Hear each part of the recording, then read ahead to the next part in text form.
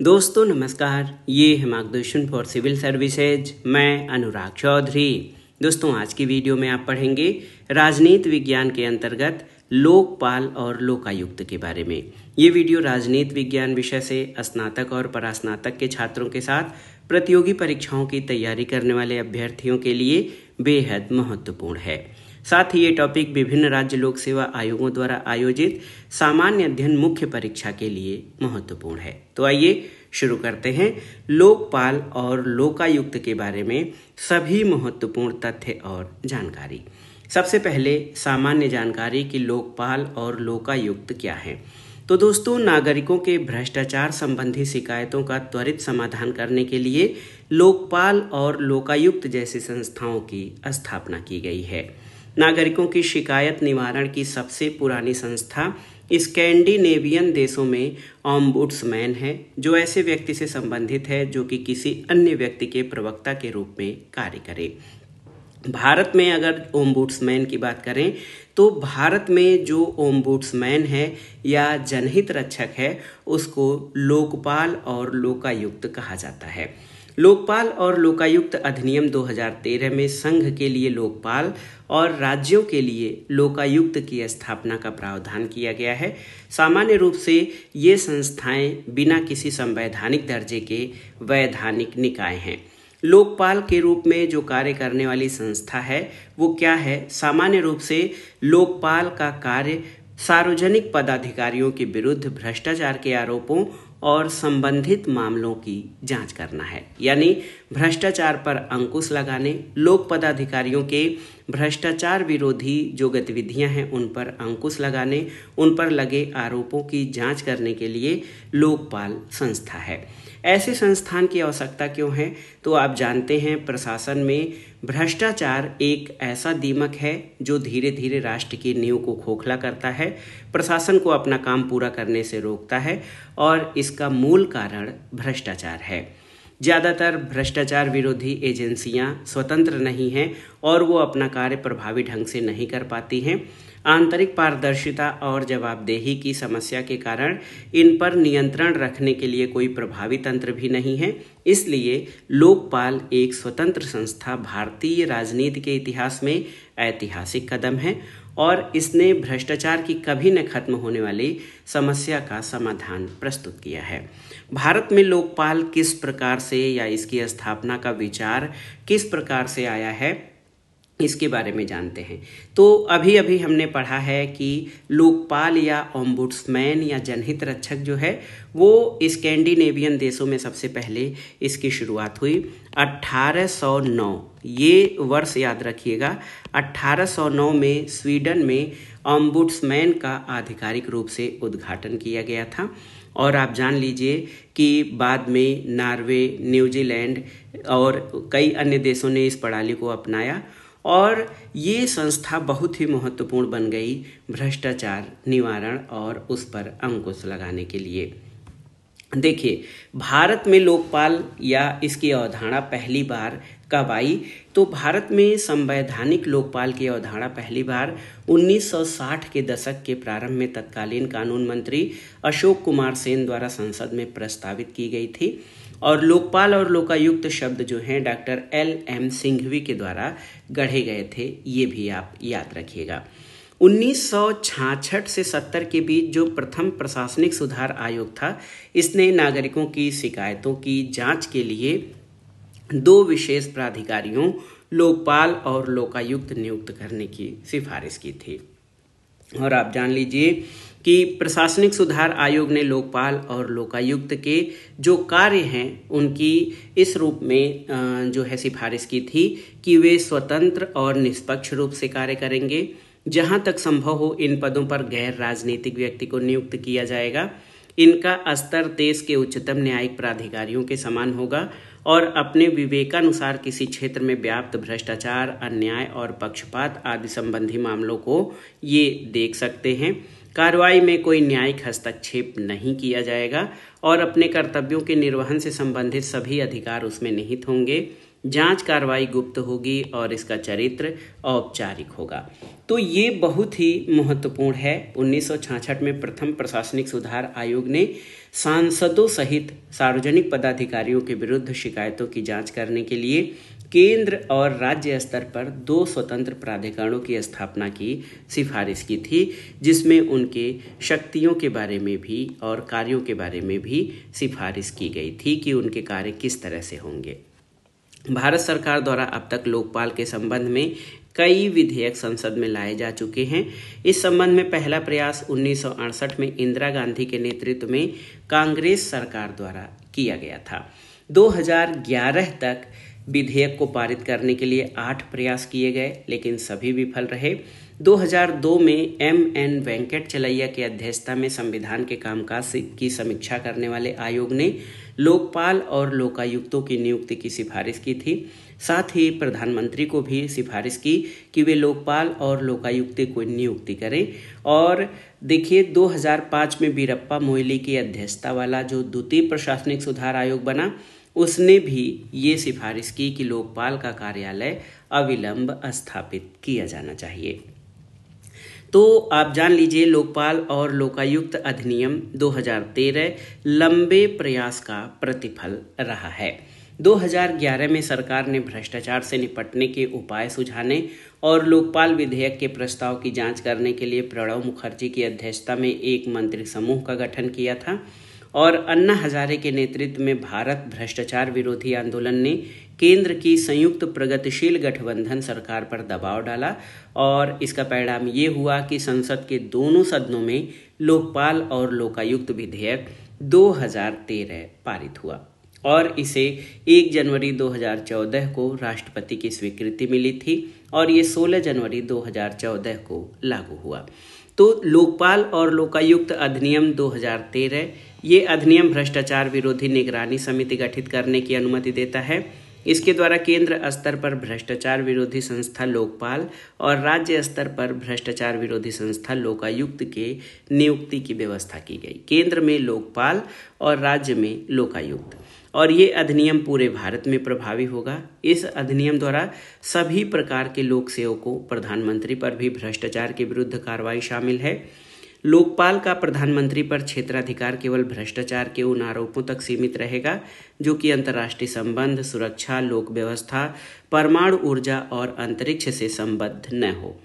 और सशस्त्र बलों के जो अधिकारी हैं, कर्मी हैं, ये लोकपाल के अंतर्गत नहीं आते हैं। ये भी आपके लिए महत्वपूर्ण है। तो देखिए, लोकपाल की संरचना किस प्रकार से है, इसके बारे में जानना जरूरी है। लोकपाल एक बहुसदस्यीय निकाय है। इसमें एक अध्यक्ष और अधिकतम 8 सदस्य होते हैं। लोकपाल बहुसदस्यीय निकाय है, आप याद रखिएगा। इसमें एक अध्यक्ष और अधिकतम 8 सदस्य होते हैं और इसमें 4 सदस्य न्यायिक और 4 गैर न्यायिक सदस्य होते हैं। अध्यक्ष और आधे सदस्य कानूनी पृष्ठभूमि से होंगे। इसके अलावा इसमें 50% सीटें SC, ST, OBC, अल्पसंख्यकों और महिलाओं के लिए आरक्षित रहेंगी। इसमें आप जान लीजिए, अध्यक्ष और सदस्यों के चयन के बारे में भी कुछ मापदंड निर्धारित किए गए हैं कि अध्यक्ष और सदस्यों का चयन किस प्रकार से होगा। तो देखिए, इसे भारत के पूर्व न्यायाधीश या सर्वोच्च न्यायालय के न्यायाधीश होना चाहिए अध्यक्ष के रूप में। एक प्रतिष्ठित व्यक्ति जिसे भ्रष्टाचार निरोधक नीति, कानून प्रबंधन आदि से संबंधित मामलों में कम से कम 25 वर्ष का अनुभव होना चाहिए। इस संस्था के न्यायिक सदस्य को या तो सर्वोच्च न्यायालय का पूर्व न्यायाधीश या किसी उच्च न्यायालय का मुख्य न्यायाधीश होना चाहिए। गैर न्यायिक सदस्य असंदिग्ध निष्ठा व प्रकांड योग्यता वाला प्रख्यात व्यक्ति होना चाहिए जिसके पास भ्रष्टाचार निरोधी नीति, कानून और प्रबंधन आदि में न्यूनतम 25 वर्ष का अनुभव हो। तो आप जान लीजिए कि अधिकतम जो 8 सदस्य हैं उसमें से आधे न्यायिक सदस्य होंगे और आधे जो है गैर न्यायिक, और इसमें से 50% सदस्य अनुसूचित जाति, अनुसूचित जनजाति, अन्य पिछड़ा वर्ग, अल्पसंख्यक और महिलाएं होंगी। इसमें एक महत्वपूर्ण प्रावधान ये है कि लोकपाल का न्यायिक सदस्य या तो सर्वोच्च न्यायालय का पूर्व न्यायाधीश या उच्च न्यायालय का पूर्व मुख्य न्यायाधीश होगा। अध्यक्ष और सदस्यों की नियुक्ति किस प्रकार से की जाती है, ये भी बेहद महत्वपूर्ण है। तो आप जान लीजिए कि अध्यक्ष और सदस्यों की नियुक्ति राष्ट्रपति द्वारा किया जाएगा, जिनकी सिफारिश एक समिति द्वारा की जाएगी। और इस समिति में कौन कौन से लोग शामिल होंगे, तो चयन समिति में प्रधानमंत्री इसके अध्यक्ष होते हैं। इसके अलावा लोकसभा अध्यक्ष, लोकसभा में विपक्ष के नेता, भारत के मुख्य न्यायाधीश या उसके द्वारा नामित कोई न्यायाधीश और एक प्रतिष्ठित विधिवेत्ता और राष्ट्रपति द्वारा प्रतिष्ठित एक न्यायविद जो है इस सिफारिश समिति के सदस्य होंगे। लोकपाल और लोकायुक्त के कार्यकाल और सेवा शर्तें क्या हैं, ये भी जानना जरूरी है। तो लोकपाल का अध्यक्ष और सदस्यों का कार्यकाल 5 वर्ष या 70 वर्ष की आयु तक जो भी पहले हो वो होगा। अध्यक्ष की जो सेवा शर्तें हैं, वेतन, भत्ते और अन्य भारत के मुख्य न्यायाधीश के समान। सदस्यों की सेवा का शर्तें सर्वोच्च न्यायालय के न्यायाधीशों के समान हैं और सभी खर्च भारत की संचित निधि या समेकित कोष पर भारित हैं, ये आप जान लीजिए। इसमें भी एक महत्वपूर्ण है कि लोकपाल खोज समिति भी होती है। लोकपाल अधिनियम 2013 के तहत कार्मिक और प्रशिक्षण को लोकपाल के अध्यक्ष या सदस्य बनने के इच्छुक उम्मीदवारों की सूची तैयार करनी होती है। इसके बाद ये सूची प्रस्तावित 8 सदस्यीय खोज समिति के पास भेजी जाती है, जो कि नामों को सूचीबद्ध करती है और उन्हें प्रधानमंत्री की अध्यक्षता वाले चयन पैनल के समक्ष रखेगी। और चयन समिति या चयन पैनल खोज समिति द्वारा जो नाम सुझाए गए हैं उनका चयन कर सकता है या नहीं कर सकता है। और सितंबर 2018 में सरकार ने सुप्रीम कोर्ट की पूर्व न्यायाधीश और न्यायमूर्ति रंजना प्रकाश देसाई की अध्यक्षता में एक खोज समिति गठित की थी, याद रखिएगा। तो कार्यकाल और सेवा शर्तें आपने देख लिया। अब आते हैं लोकपाल के अधिकार क्षेत्र और शक्तियां क्या हैं।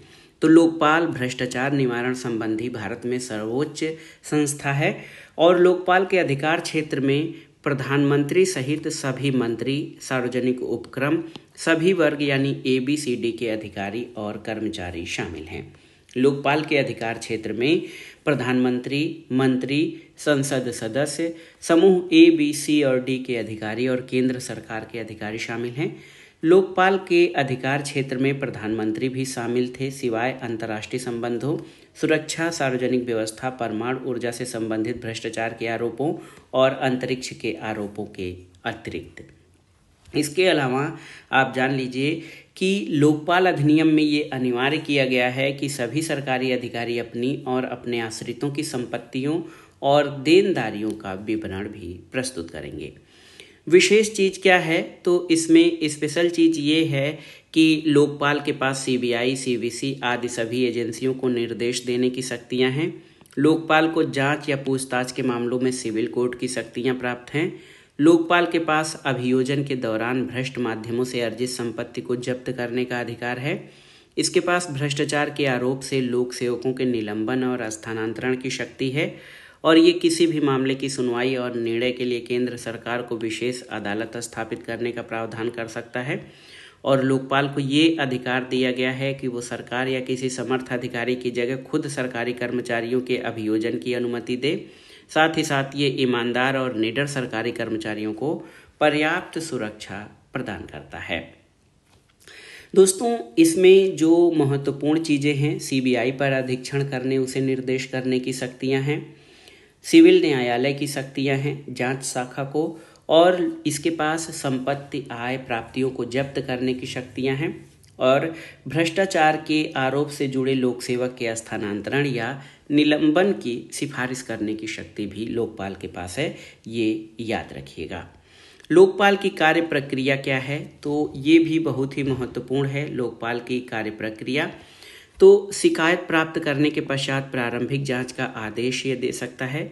लोकपाल 2 संस्थाओं के माध्यम से कार्य करता है, एक तो जांच खंड और दूसरा अभियोजन खंड। ये बहुत ही महत्वपूर्ण है।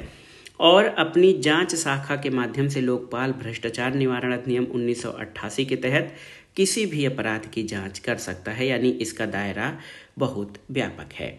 लोकपाल अनुशासनात्मक कार्रवाई भी कर सकता है और अभियोजन खंड लोक सेवकों पर दोषारोपण संबंधी कार्रवाई करता है।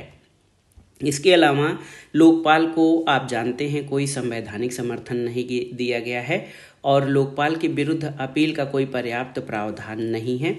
और भ्रष्टाचार जो है, भ्रष्टाचार को समाप्त करना ये तो पूरी तरह से संभव नहीं है, पूरी तरह से भ्रष्टाचार, लेकिन भ्रष्टाचार पर अंकुश लगाने का ये प्रभावी उपकरण है।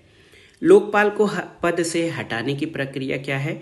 तो संसद के कम से कम 100 सदस्यों द्वारा हस्ताक्षरित लोकपाल याचिका की आवश्यकता होती है और इसको जांच के लिए सुप्रीम कोर्ट भेजा जाएगा और जांच के बाद यह सर्वोच्च न्यायालय अध्यक्ष या सदस्य के खिलाफ आरोपों को वैध पाता है और हटाने की सिफारिश करता है तो उसे राष्ट्रपति द्वारा हटाया जाएगा। सेवानिवृत्ति के बाद के भी प्रावधान किए गए हैं लोकपाल और लोकायुक्तों के लिए। तो दोस्तों, अध्यक्ष या सदस्य के रूप में पुनः नियुक्ति नहीं की जा सकती है। एक बार कोई व्यक्ति लोकपाल या लोकायुक्त के अध्यक्ष या सदस्य के रूप में रहता है तो इसको अध्यक्ष या सदस्य के रूप में पुनः नियुक्ति नहीं दी जा सकती है। कोई राजनयिक कार्यभार नहीं दिया जा सकता है और किसी भी ऐसे संवैधानिक और वैधानिक पद पर नियुक्त नहीं किया जाएगा जिसमें नियुक्ति राष्ट्रपति द्वारा की जाती है। और आप जान लीजिए कि प्रधानमंत्री की अध्यक्षता वाली चयन समिति द्वारा 2019 में सर्वोच्च न्यायालय के पूर्व न्यायाधीश पिनाकी चंद्र घोष का चयन देश के पहले लोकपाल के रूप में किया गया था। ये भी बहुत ही महत्वपूर्ण तथ्य है। तो लोकपाल और लोकपाल अधिनियम 2013 का जो उसके अंतर्गत लोकपाल अधिनियम 2013 के अंतर्गत भारत में लोकपाल और लोकायुक्तों की नियुक्ति की गई। इसमें 2016 में एक संशोधन भी किया गया और 2013 के अधिनियम की धारा 44 में संशोधन किया गया जो सरकारी सेवा में शामिल होने के 30 दिनों के भीतर लोक सेवकों की संपत्ति और देनदारियों का विवरण प्रस्तुत करने से संबंधित है और 30 दिनों की समय सीमा को प्रतिस्थापित कर दिया गया है और अब लोक सेवक सरकार द्वारा निर्धारित प्रारूप और तरीके से अपनी परिसंपत्तियों के देनदारी की घोषणा कर सकते हैं। दोस्तों, इसमें एक महत्वपूर्ण चीज़ और है कि इसकी कुछ सीमाएं और जो है इसके कुछ कमियां भी हैं। देखिए, सबसे महत्वपूर्ण जांच ये है कि लोकपाल और लोकायुक्त अधिनियम 2013 को संसद द्वारा पारित किए जाने के 5 वर्ष बीत गए हैं, 2013, 2014। तो अगर जो देखा जाए तो काफ़ी लंबा समय बीत गया है और लोकायुक्तों की नियुक्ति कम राज्यों के द्वारा की गई है। लोकपाल के ऊपर भी कोई न कोई राजनीतिक बंदिश और उसके ऊपर राजनीतिक प्रभाव होता है। लोकपाल की नियुक्ति में कभी कभार फेरबदल किया जा सकता है और ये चयन समिति पूरी तरह से निष्पक्ष होकर ये नहीं सोच सकती कि कौन प्रतिष्ठित विधिवेत्ता है और निष्ठावान व्यक्ति है।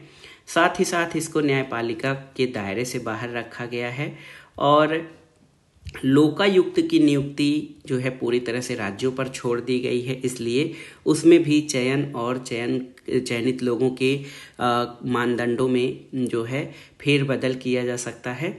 और आप देख लीजिए कि भ्रष्टाचार के विरुद्ध शिकायत दर्ज होने की तिथि से 7 वर्ष की अवधि के बाद जो है भ्रष्टाचार के विरुद्ध शिकायत दर्ज होने की तिथि 7 वर्ष की अवधि के बाद दर्ज नहीं की जा सकती है।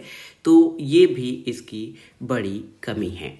अब देखते हैं कि सर्वोच्च न्यायालय ने लोकपाल के एक आदेश पर रोक लगा दी है। कब?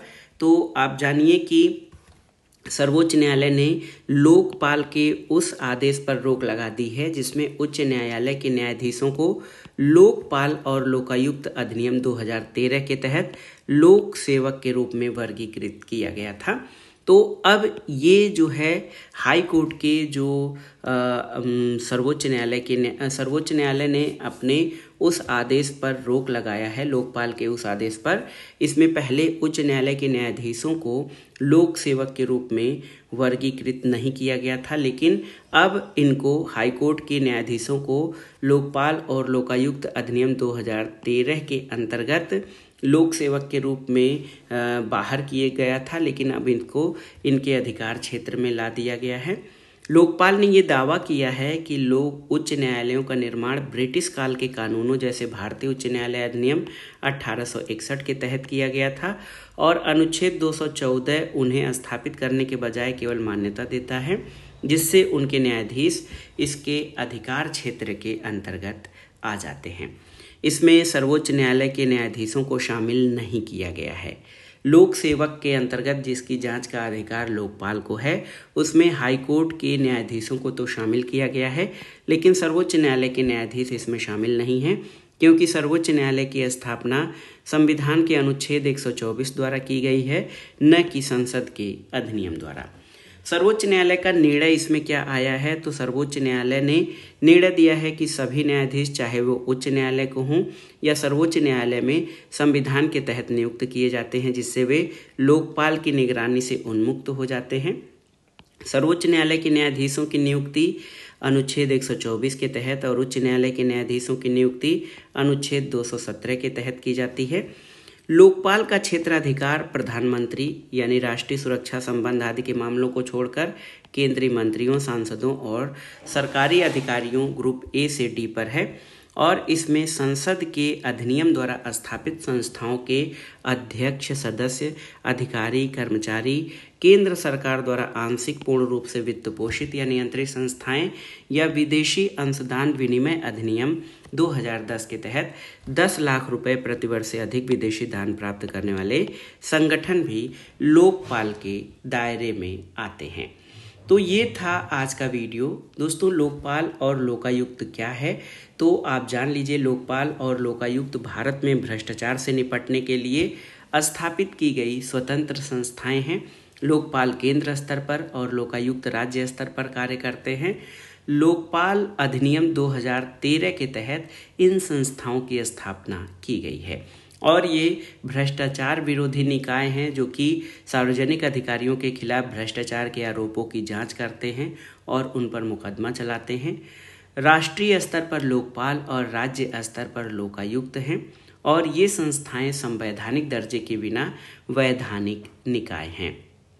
और आप जान लीजिए कि इन संस्थाओं का उद्देश्य भ्रष्टाचार को कम करना, समाप्त करना और सार्वजनिक अधिकारियों में पारदर्शिता और जवाबदेही को बढ़ावा देना है। तो लोकपाल और लोकायुक्त की जो है भूमिका सार्वजनिक अधिकारियों के खिलाफ भ्रष्टाचार के आरोपों की जांच करना है।